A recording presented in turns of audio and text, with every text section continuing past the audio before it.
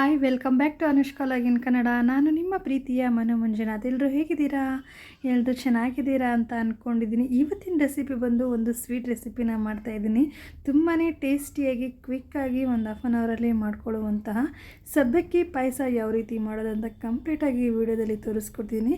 So ನನ್ನ ಚಾನಲ್ಗೆ ಇನ್ನೂ ಯಾರಾದರೂ ಸಬ್ಸ್ಕ್ರೈಬ್ ಆಗಿಲ್ಲ ಅಂದರೆ ಹಾಗೆ ಸಬ್ಸ್ಕ್ರೈಬ್ ಮಾಡ್ಕೊಳ್ಳಿ. ವಿಡಿಯೋನ ಎಲ್ಲೂ ಸ್ಕಿಪ್ ಮಾಡ್ತೀನಿ, ಕಂಪ್ಲೀಟಾಗಿ ನೋಡಿ. ಸೊ ಬನ್ನಿ ಯಾವ ರೀತಿ ಮಾಡೋದು, ಏನೇನು ಬೇಕು ಅಂತ ನೋಡ್ಕೊಂಬರೋಣ.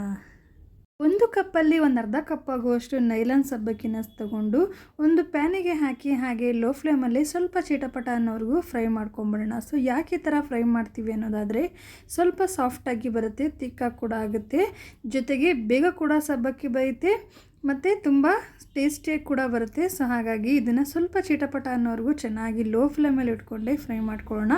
ಸೊ ಯಾವುದೇ ತರಹದ ತುಪ್ಪ ಬೆಣ್ಣೆ ಏನು ಯೂಸ್ ಮಾಡಬೇಡಿ. ಸೊ ಹಾಗೆಯೇ ಫ್ರೈ ಮಾಡ್ಕೊಳ್ಳೋಣ. ಸೊ ಇವಾಗ ಇದು ಆಗಿದೆ. ಇದನ್ನು ಚೆನ್ನಾಗಿ ಒಂದು 2 ರಿಂದ 3 ಸಲ ವಾಶ್ ಮಾಡಿದ ನಂತರ ಅದೇ ಪ್ಯಾನಿಗೆ ನಾನಿಲ್ಲಿ ಒಂದು 1/4 ಲೀಟರ್ ಆಗುವಷ್ಟು ನೀರನ್ನ ಸೇರಿಸ್ಕೊತಾ ಇದ್ದೀನಿ. ಸೊ ಇದು ಚೆನ್ನಾಗಿ ಬೇಯಬೇಕು.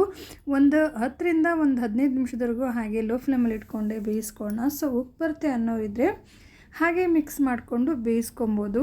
ಸೊ ಬೇಗ ಕೂಡ ಆಗೋಗ್ಬಿಡುತ್ತೆ, ಬೇಗ ಕೂಡ ಲಿಡ್ನ ಕ್ಲೋಸ್ ಮಾಡಿಕೊಂಡು ನಾವಿಲ್ಲಿ ಬೇಯಿಸ್ಕೊಂಬಿಡೋಣ. ಸೊ ನೋಡಿ ಇಲ್ಲಿ ಇವಾಗ ಸ್ವಲ್ಪನೇ ಹಾಗೆ ಓಪನ್ ಮಾಡಿ ತಿರುಗಿಸಿ ನೋಡ್ಕೊಳ್ಳೋಣ. ಅದು ಸೊ ಇದು ಜಾಸ್ತಿ ಅಂಟೋ ಚಾನ್ಸಸ್ ಇರುತ್ತೆ. ಸೊ ನಾನಿಲ್ಲಿ ನಾನ್ ಸ್ಟಿಕ್ ಪಾತ್ರೆನ ಯೂಸ್ ಮಾಡ್ತಿಲ್ಲ, ನಾರ್ಮಲ್ ಸ್ಟೀಲ್ ಪಾತ್ರೆಯಲ್ಲಿ ಮಾಡೋದ್ರಿಂದ ಸ್ವಲ್ಪ ಅಂಟೋ ಚಾನ್ಸಸ್ ಇರುತ್ತೆ. ಸೊ ಹಾಗಾಗಿ ಹಾಗೆ ಮಧ್ಯೆ ತಿರುಗಿಸಿ ನೋಡ್ಕೊತಾ ಇರೋಣ. ಸೊ ನೋಡಿ ಇವಾಗ ಲಿಡ್ನ ಕ್ಲೋಸ್ ಮಾಡಿ ಮತ್ತೆ ಒಂದು ಸಲ ಬೇಯಿಸಿದ್ದೀನಿ. ಕಂಪ್ಲೀಟಾಗಿ ನೀರೆಲ್ಲ ಸ್ಟೀಮ್ ಆಗಿದೆ. ಇನ್ನೊಂದು 2 ಸೆಕೆಂಡ್ ಬೆಂದರೆ ಸಾಕಾಗುತ್ತೆ, ಸಬ್ಬಕ್ಕಿ ಕಂಪ್ಲೀಟಾಗಿ ಬೆಂದಿರುತ್ತೆ.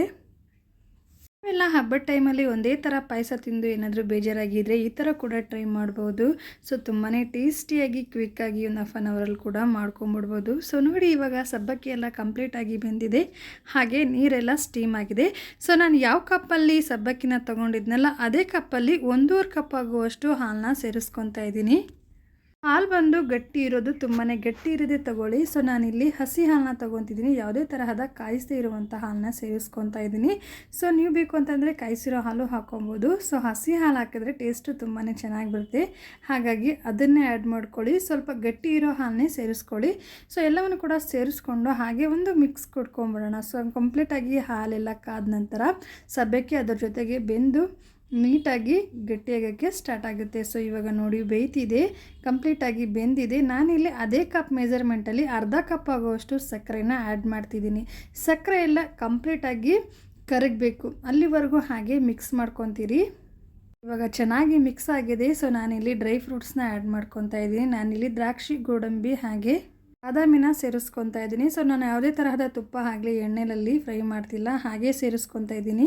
ಸೊ ನಂತರ ನಾನಿಲ್ಲಿ ಒಂದು 2 ರಿಂದ 3 ಟೇಬಲ್ ಸ್ಪೂನ್ ಆಗುವಷ್ಟು ಬಾದಾಮಿ ಪೌಡ್ರನ್ನ ತೊಗೊತಾ ಇದ್ದೀನಿ. ಸೊ ಇದು ಸೇರಿಸೋದ್ರಿಂದ ಘಮ ಅಂತೂ ತುಂಬಾ ಚೆನ್ನಾಗಿರುತ್ತೆ.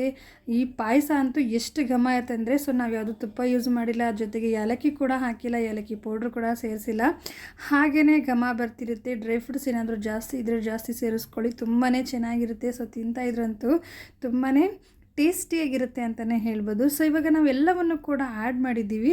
ಇದನ್ನು ಒಂದು 10 ರಿಂದ 12 ನಿಮಿಷದವರೆಗೂ ಲೋ ಫ್ಲೇಮಲ್ಲಿ ಇಟ್ಕೊಂಡು ಹಾಗೆ ಬೇಯಿಸ್ಕೊಂಬಿಡೋಣ.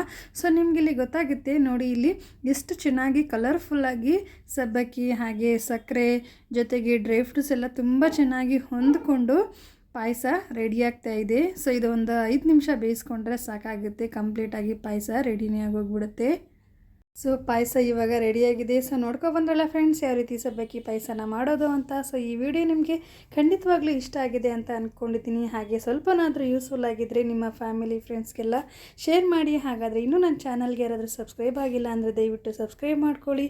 ಈ ವಿಡಿಯೋ ಇಷ್ಟ ಆದಲ್ಲಿ ಒಂದು ಲೈಕ್ ಮಾಡಿ.